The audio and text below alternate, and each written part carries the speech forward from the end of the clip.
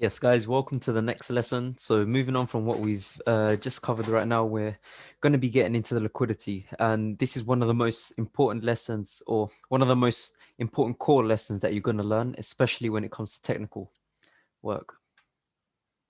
So there's three main types of liquidities that I look at. So the first type is equal highs and equal lows.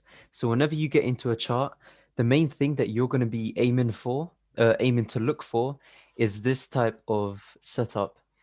So when you're in a downtrend, of course, you're going to be looking for sales, right? And where you're looking to take profits, you're going to be looking to take profits and targeting areas of equal lows and equal highs. That's if you're in a bullish structure.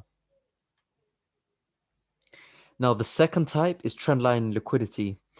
So as you can tell already, we're using the retail side of trading to actually aim for our target points, because what a lot of retail traders will do is actually trade this. So they would actually get there, and then of course they trade that support line, then they trade this resistance line. When it comes to trendline liquidity, once you see clean order flow, which is essentially, price in a bullish momentum, and then it keeps coming back down to mitigate, and eventually forms this kind of trend line.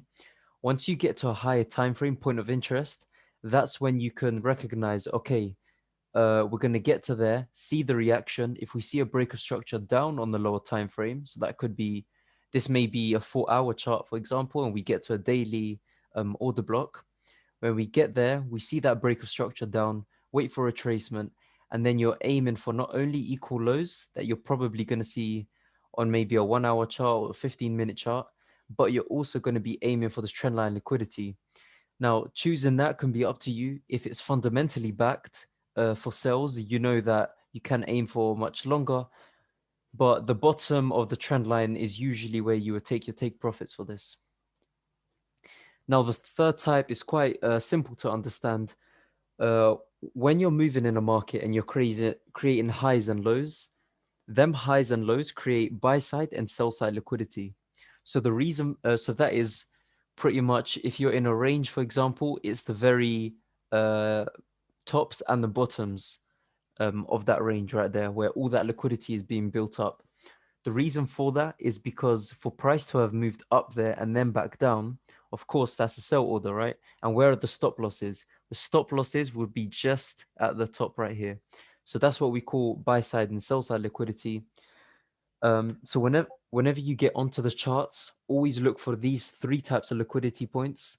This is always what you're going to be aiming for. So until now, obviously, you've learned points of interest and everything like that. So now it's just combining everything. Anyways, guys, take care and I'll see you in the next video.